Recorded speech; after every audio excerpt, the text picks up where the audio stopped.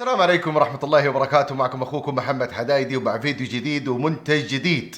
أحد هذه المنتجات الغريبة اللي على القناة هي أحد المكانس اللي سبق وشفنا أكثر من واحدة عندي بالقناة، وهذه أحد الأنواع أو أحد الشركات الصينية أيضا، ولكن هذه أقل سعر من البقية اللي استعرضتها عندي بالقناة، وكذلك أقل جودة وأقل إمكانيات ومميزات من اللي استعرضتها من قبل. بلاش أطول عليكم في المقدمة، خلينا نفتح محتويات الصندوق مع بعض وبعدها نتعرف على أهم المواصفات الخاصة بها. خلينا نبدأ الفيديو مع بعض.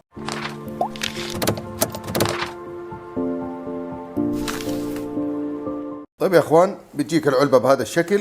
حنفتح الآن ونشوف محتويات الصندوق. طيب بكل تأكيد بيكون عندنا نفس المكنسة اللي حنتعرف إن شاء الله عليها بالتفصيل الآن. بيكون عندنا كتالوج اللي هو دليل التعليمات بلغات جدا كثير، وليس من ضمنها اللغة العربية. عندنا هذه الممسحة، وهذا خزان اللي بيكون فيه الموية وأيضا الأوساخ. هذه قاعدة الشحن. عندنا ريموت كنترول للتحكم بالمكنسة لو ما أنت حابب تتحكم فيها عن طريق اللي هو التطبيق بالجوال. عندنا أيضا ممسحة إضافية تستطيع تركيبها في حال غسيل القديمة، وهذا فلتر داخلي إضافي أيضا، وهذه فرشة لتمسيح نفس المكنسة من الداخل. وعندنا 4 ريش، 2 أساسية و2 احتياطية. بالنهاية عندنا اللي هو فيش الشحن لنفس القاعدة الخاصة بالشاحن. طيب خلونا الآن نتعرف على نفس المكنسة. طبعا حتجيك المكنسة بهذا الشكل، لازم نشيل أي لصق فيها، وأيضا هذه عشان ما تتحرك طبعا أثناء عملية نقلها وشحنها من الصين. عندنا عدة أزارير بالأعلى لو تلاحظ معايا، الزرار التشغيل والإيقاف، وهنا شعار الواي فاي وإلى آخره. عندنا المكنسة من الأسفل عبارة عن عجلة تدور في كافة الاتجاهات، وهنا أماكن حيكون اللي هي الريش أو المراوح اللي بتتركب بالأسفل. فبيكون عندنا 2 R و2 L اللي هي الليفت والرايت، وهنا أيضا مكتوب ال وهنا مكتوب الR. فعندك 2 تستخدمهم و2 تخليهم عندك تحتفظ فيهم للاحتياط، يعني في حال لا سمح الله انكسرت ضاعت خلاص بهذا الشكل بيتم تركيبها، يصير هي اللي بتلم الأوساخ في هذه الجهة عشان تشفطها نفس المكنسة. عندنا هنا بيكون أساس كل شيء، وهذه اللي من خلاله بتفكها بهذا الشكل، بتطلع هذا الشيء زي الفرشة. طبعا بتمسحها وبتغسلها، ما عندك أي إشكالية فيها، عشان هنا بيكون بيلم الشعور والحبال والخيوط والأشياء هذه اللي بتكون مرماية في الأرض، وتقدر تمسحها بكل سهولة وتغسلها أيضا. وبعدها أيضا بتعيد تركيبها بكل سهولة، بالإضافة بكل تأكيد إلى الكفرين المرنة جدا موجودة في كافة الاتجاهات، أو كفرين بالضبط. عندنا هنا بيكون اللي هو الخزان اللي بيكون فيه اللي هو الكنس أو أوساخ الكنس.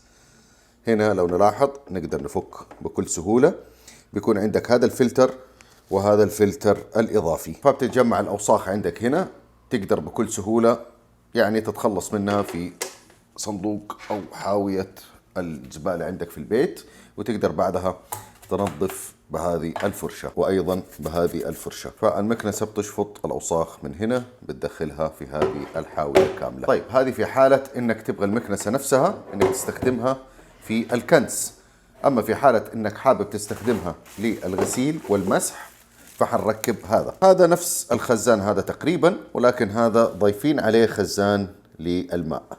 تقدر الآن تعبي موية هنا، تعبي الخزان كامل، وبعدها هي حتنزل هذه الموية في الأرض وهي بتمشي تكنس وتمسح في نفس الوقت. طيب يا اخوان، المكنسة باختصار شديد تقدر تكنس من خلالها مثلا اللي هو السجاد، الموكيت، عن طريق القطعة الخاصة بالكنس، وكذلك تقدر تمسح الأرضيات سواء كان باركيه، سيراميك، بلاط، عن طريق أيضا الخزان الخاص فيها اللي تعبي فيه المويه، بيكون فيه بالأسفل ممسحة. وحنشوف إن شاء الله بعض اللقطات. هذه المكنسة بيكون لها تطبيق موجود على الأب ستور لأجهزة الآيفون، كذلك على جوجل بلاي لأجهزة الأندرويد. تقدر تربطها على التطبيق من خلال الواي فاي على الراوترات الداعمة فقط لتردد ال 2.4، ما تدعم ال 5 جيجا هرتز. بعدها يصير تقدر تتحكم فيها من خلال التطبيق. التطبيق صراحة ما في ذيك المميزات اللي يخليك يعني انك ترغب في شراء هذه المكنسة او حتى استخدامها، ولكن اشوفها عملية اكثر من خلال الريموت، يعني بعكس بقية المكانس اللي انا قد استعرضتها. فتنفع مثلا للناس اللي ما لها بالجوالات والانترنت والواي فاي والمميزات يعني والتطور، فكل اللي عليك تسوي انك تمسك الريموت وتخليها تكنس وتقدر تخليها ترجع للشاحن في اي وقت بهذه الطريقة. طيب يا اخوان، بعد ما شفنا مع بعض اللي هو طريقة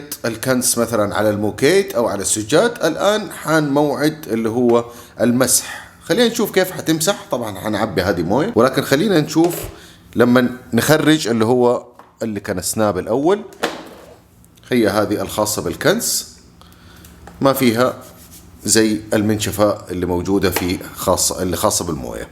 فالآن لو أنت حابب تنظفها بس فكها بهذا الشكل. لاحظ معايا الأوساخ، يعني شيء مو طبيعي. طبعا على فكرة أيضا كانت الغرفة نظيفة ومكنسة، لكن هذه أوساخ ما أدري من فين بيجيبها. فكل اللي عليك الآن إنك فقط بالفرشة وعلى اللي هو الزبالة تطلعها كلها وأنت بكرامة وخلاص، وتكون جاهزة للمرحلة اللي بعدها. الآن حنعبي موية في الخاصة بالمسح عشان نمسح الباركيه مع بعض. خلاص الآن عبيناها موية، لاحظ معايا خلاص، وبندخلها بنفس طريقة اللي هي الخاصة بالكنس، ولكن هذه فيها منشفة وموية بهذا الشكل. خلاص الآن هي جاهزة لمسح الباركيه، البلاط، السيراميك وإلى آخره. الآن حندخل على التطبيق الخاص فيها بهذا الشكل ونختارها، والآن مثلا نقول لها أوتو كلينينج.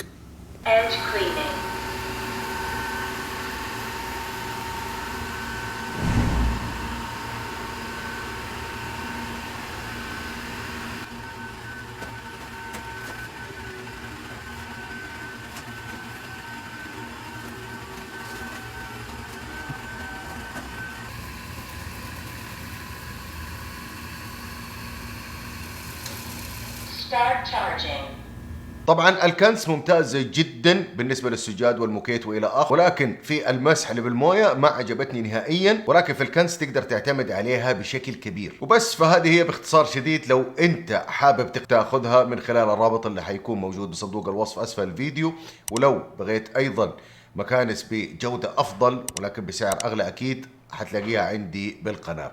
بكده أكون وصلت معاكم لنهاية الفيديو. ان شاء الله اكون افدتكم بمعلومه بسيطه. يعطيكم الف عافيه. لا تنسونا من لايك وسبسكرايب في القناه. في امان الله.